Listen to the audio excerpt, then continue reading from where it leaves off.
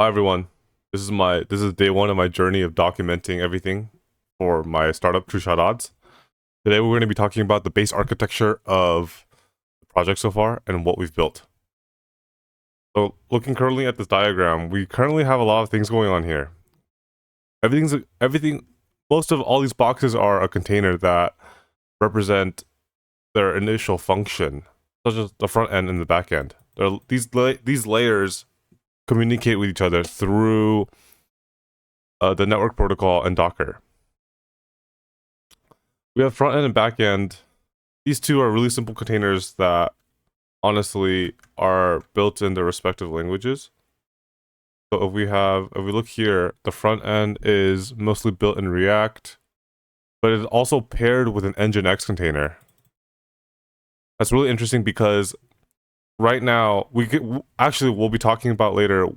We'll be reverse proxying between users and our server.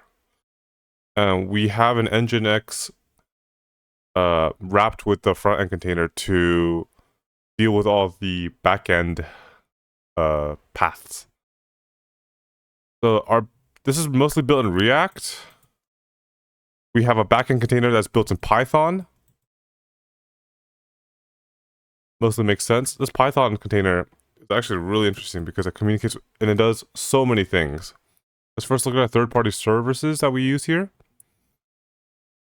There's a lot of functions that we have in our TrueShotOdds app. One of the things is looking at analytics between users. Analytics is mostly the service we're using right now is a third-party service called PostHog.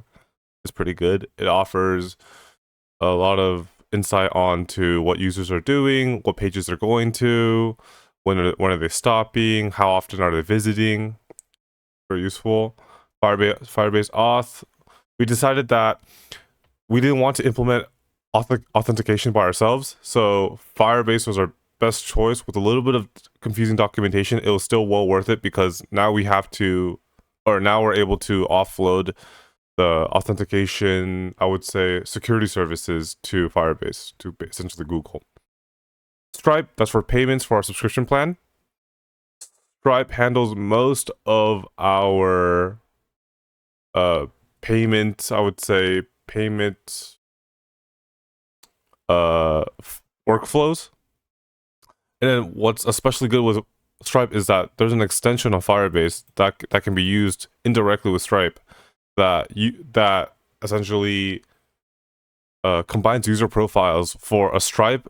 So usually there's a Stripe user profile and there's a Firebase user profile, and those can be actually attached together, so they're linked. Resend is our nice email service that we're using. So if there's any bugs that users catch on the website, they can essentially report it directly, and then we have a public email that can be read by all of our anyone who has access to it. It's just under the TrueShotOdds domain. If we continue on, this is just going to be a brief oversight of everything, and then later on down the days we can go into more depth into what these containers are actually doing and what, like, basically under the hood to see what's happening. We have Redis cache over here. It's pretty useful. This Redis cache is actually kind of the lifeline of all of our data that's traveling between the backend and the front end.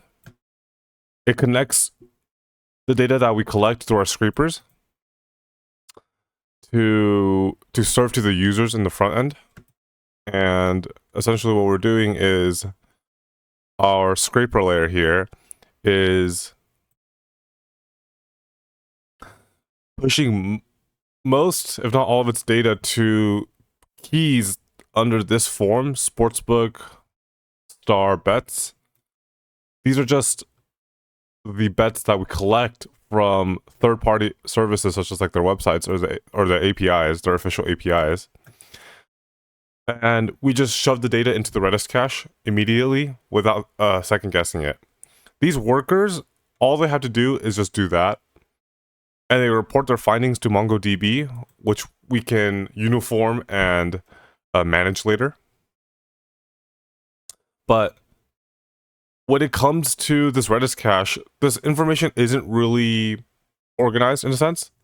So what we're gonna have to do is our web scraper engine on any push to the Redis cache by our workers, our web scraper engine recalculates all of the odds, all of the odd discrepancies and lines that are currently being used. So if we have a dashboard for arbitrage bets and EV bets, both of these are being used. Both of these are being recalculated because we want to calculate them with the newest available odds that we receive from our workers. Lines for events are pretty easy to store. We just store the newest ones and they're just tacked on immediately to H sets in the Redis, which allow us to push immediately, I would say, through a WebSocket that pushes all the way to the front end, and our front end users immediately see what's happening, what workers are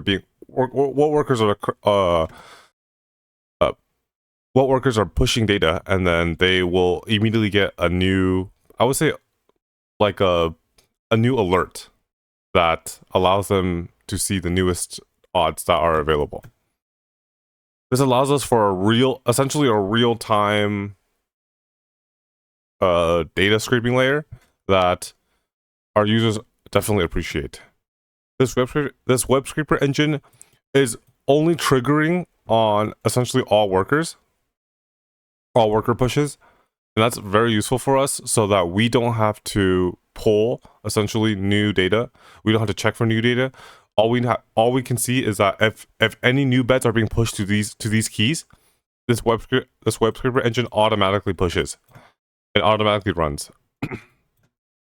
We have a MongoDB here. This one's really useful for us when data isn't really quite exactly how we want it, and there are some teams, whether it be bad scraping, bad polling, whether it be data that just isn't uniform, data that just isn't correct, we push it here to manually intervene here, because since this is still a new project, this MongoDB acts as a adjustment layer that allows us to correct any of the teams that aren't being set properly, and teams that just we aren't able to catch on the first try.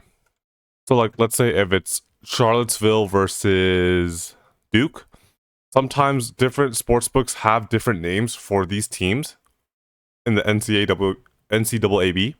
So that allows us to catch those names and see how we can set those keys appropriately, so that when it comes time to reach the front layer, the teams will come out correctly. It will be Duke versus Charlottesville.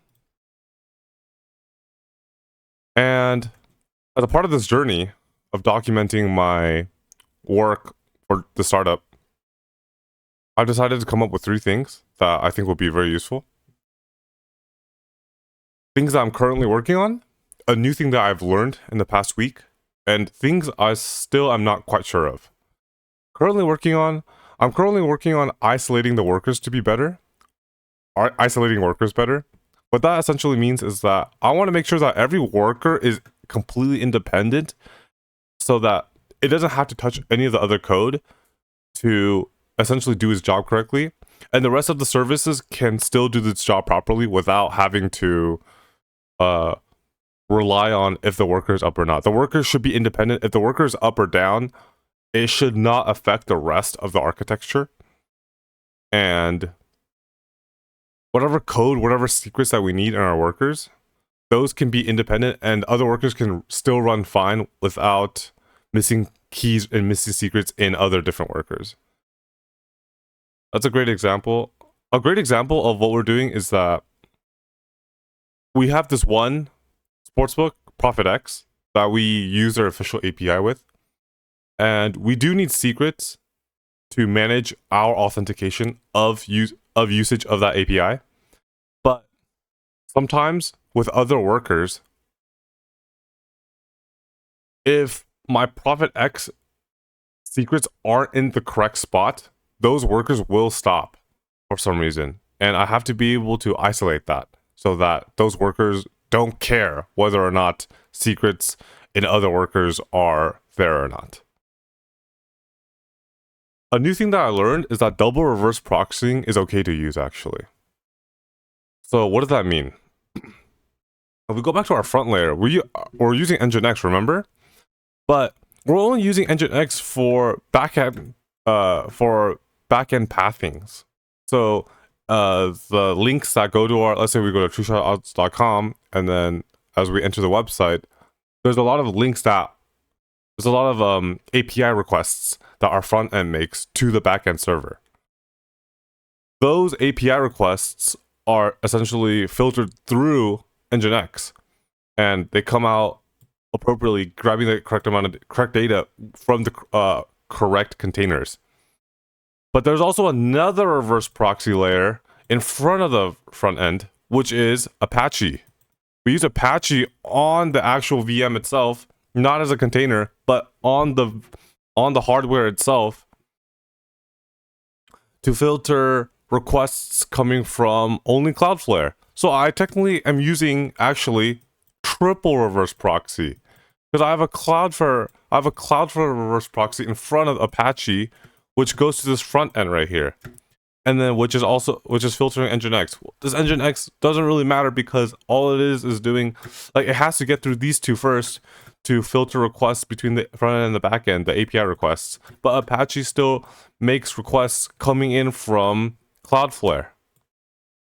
And Cloudflare is essentially reverse proxying our users' connections to our server, which is kind of interesting. But now the question I'm asking myself is, should I use Nginx as a container itself so I can remove Apache? Or should I just keep it this way to have this reverse proxying jumble mess right here? I don't know. And that's something I'm still going to work on. And finally, things I don't know. How would using Redis across different servers work, say in a K8s, in a Kubernetes instance? So right now, this whole architecture actually lives in one server. Believe it or not. This all lives in one VM. And for a small project, for a small startup like mine, I feel like that's appropriate and fits within the bounds of what my project wants to do. But once we start reaching new levels of users, new levels of interaction that we aren't necessarily prepared for, that VMs or hardware just isn't normally prepared for, we're going to need to start using Kubernetes. This is a pre-optimization ritual that many engineers actually fall subject to, but it's still something worth thinking about when we're future scaling.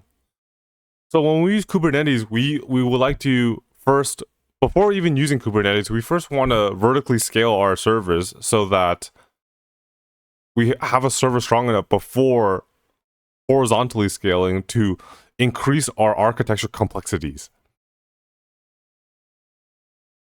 I think that using these thinking about what Kubernetes does, thinking about how Redis interacts with our servers in a Kubernetes instance is extremely useful. But I'm still not sure how it would work in intranet and intranetworks. The main advantage of using Redis is that it's extremely fast. It's extremely fast, and these caches are hitting 1 to 5 millisecond times. Something that's quite basically unseen in internetwork requests. Caches that rely on third-party services will have just a longer time to respond because it's going through the wire instead of going inside of the CPU, which is an advantage of itself, but also means that there's way more technical complexities that I still haven't thought about when using Redis between K8s servers. That's something I'll be chewing on throughout the week, and hopefully we can come to an answer soon. Thank you for listening to my video, and hopefully we come out with day 2 soon. Thank you for watching.